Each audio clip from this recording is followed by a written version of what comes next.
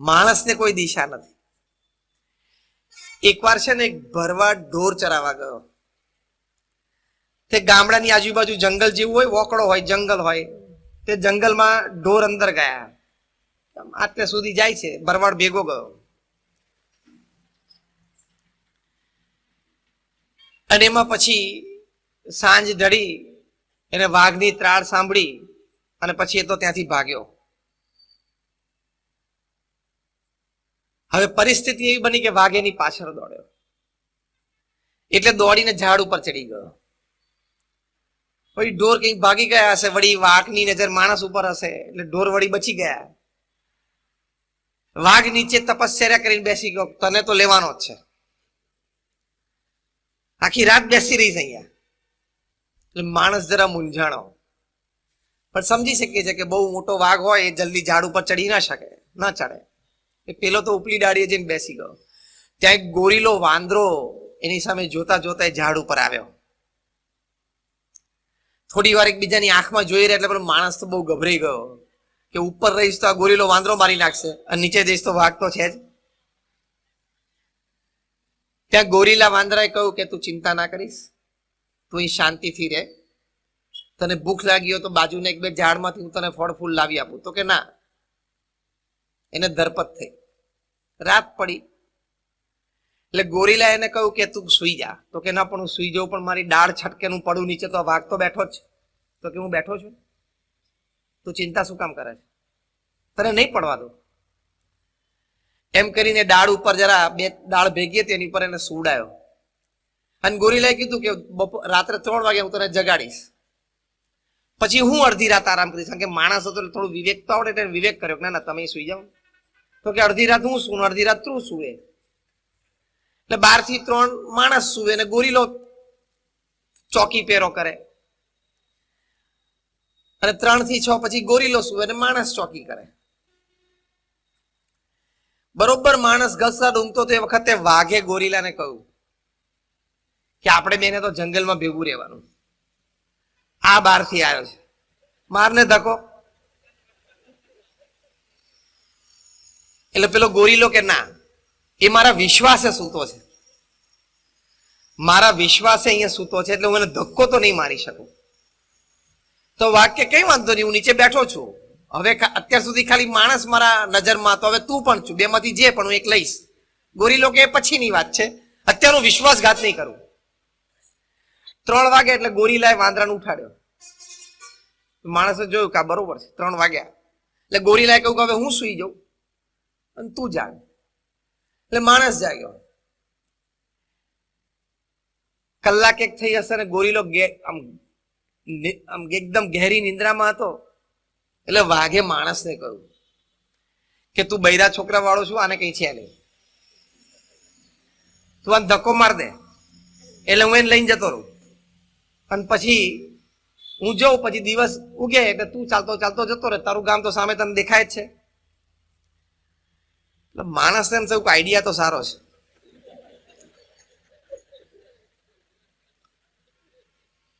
એટલે એકાદ વખત વળી વિચાર કર્યો ને એને ગોરીલાને ધક્કો માર્યો. વાંદરા કોઈ દિવસથી ઝાડ ઉપરથી પડે નહીં, એ ગમે ત્યાં હાથ નાખી લે, ગમે ત્યાં પૂંછડું ભરાઈ દે.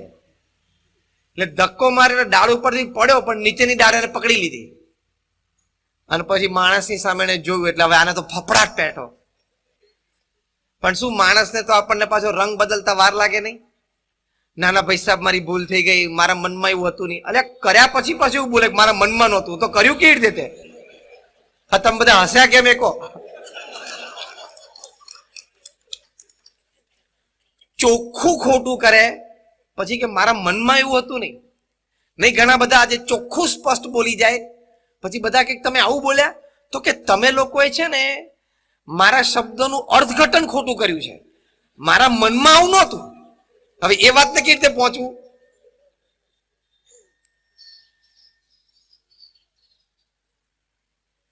એટલે ગોરીલો પાછો એક ડાળ ચડીને માણસની સામે આવ્યો અને એનો હાથ પકડ્યો. એટલે પેલો તો ધ્રુજી ગયો, કારણ કે આ તો જાયન્ટ ગોરીલો એક થપાટ મારે તો માણસને માર નાખે, અને જો ધારે તો ધક્કો માર દે નીચે. એટલે માણસનો બિચારો કરગરવા માંડ્યો. ગોરીલો કે ગભરાઈશ નહીં, હું તને કાંઈ નહીં કરું, તું બેસ. સવાર પડે એટલે વાઘને એમ થયું કે નહીં મેળ પડે એટલે તો ચાલ્યો ગયો. માણસને એમ થયું કે હું ઉતરીને ગામડે પાછો જતો રહું. ગોરીલો કે ઉભો રહે, હું ઉપલી ડાળે જઉં, ઉપરથી જોઉં વાઘ કઈ દિશામાં અને કેટલે પહોંચ્યો છે, પછી તું નીચે ઉતર. ઉપલી ડાળે જઈને જોયું એટલે વાઘ તો કોઈ દિશામાં દૂર સુધી ચાલ્યો ગયેલો. એટલે પછી ગોરીલાએ એને સિગ્નલ આપ્યું કે હવે તું આ દિશા તરફ નીકળી જા, પેલો બહુ દૂર છે. માણસ ઉતરવા જતો હતો ત્યારે ગોરીલો એની પાસે ગયો અને ગોરીલાએ એને એક વાત કરી. ગોરીલાએ એને કહ્યું કે તને શુભેચ્છા છે, તારા પરિવાર સાથે તું સુખ શાંતિથી જીવી શકે, પણ મારી એક વિનંતી છે. તો કે બોલો ને, શું વિનંતી છે?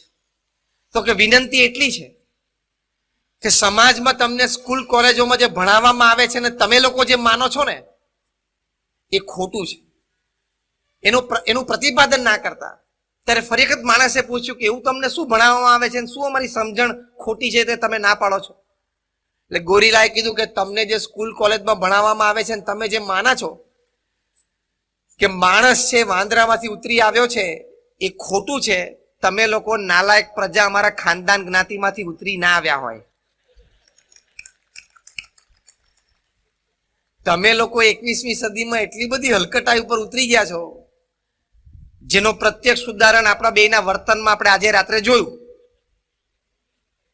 જેનું પ્રત્યક્ષ ઉદાહરણ આપણા બેની ખાનદાની વચ્ચે કેટલો ફેર છે એ આપણે જોયું.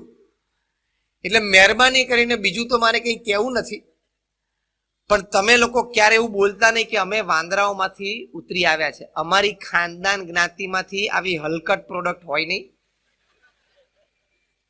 જે હકીકત છે. તમે જોવો અત્યારે આ દુનિયામાં ભણેલા માણસે કેટલું બધું નુકસાન પહોંચાડ્યું છે. અભણ કરતા ભણેલા વધારે નુકસાન પહોંચાડે છે. અભણ માણસ ચોરી કરે તો 5,000 રૂપિયા 50,000 રૂપિયા ની કરે, 5 લાખ ની કરે, અને ભણેલો માણસ ચોરી કરે ને તો 1 લાખ કરોડ 1.5 લાખ કરોડ 2 લાખ કરોડ સુધી પહોંચે. હા બોલો, ત્યાં સુધી પહોંચી જાય. સ્ટેડિયમ બનાવવાના 900 કરોડ રૂપિયા અને 15 વર્ષ પછી એ સ્ટેડિયમને રંગવાના 1400 કરોડ. બોલો,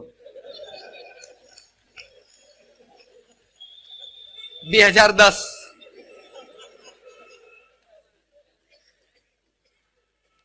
આ વાસ્તવિકતા છે અત્યારે સમાજની. અને આ બોમ્બ ને મિસાઇલ ને બધું બનાવે છે અભણ પ્રજા નથી બનાવતી. They are graduates and postgraduates from some of the finest universities in the world. આજે બહુ જ મોટું બૌદ્ધિક ધન વિજ્ઞાનની દ્રષ્ટિએ 18 કલાક દિવસમાં લેબોરેટરી કામ કરે છે. શેની માટે? માણસને કેટલો વહેલો સાફ કરી નખાય, પૃથ્વી પરથી મનુષ્ય જાતિ મિટાવી ક્યારે જલ્દી શકાય એની માટે કામ કરે છે. અને મોટા મોટા દેશના સરકાર એને પે કરે છે. R&D શેની ઉપર થાય છે? તો તને આટલો મોટો વિજ્ઞાન નો સ્નાતક બનાવ્યો એ આની માટે બનાવ્યો? તારે તો કંઈક 18-20 કલાક કામ કરવું જોઈએ, માણસ સુખી થાય એવા સંશોધન કરવા જોઈએ. પણ દિશા ભૂલ્યો. આ એક વાસ્તવિક પરિસ્થિતિ સમાજની છે. 21મી સદીની આ હકીકત છે. અને દિવસે દિવસે આ પરિસ્થિતિ જો આપણે સાચવીશું નહીં, જાળવીશું નહીં તો વધારે વકરશે.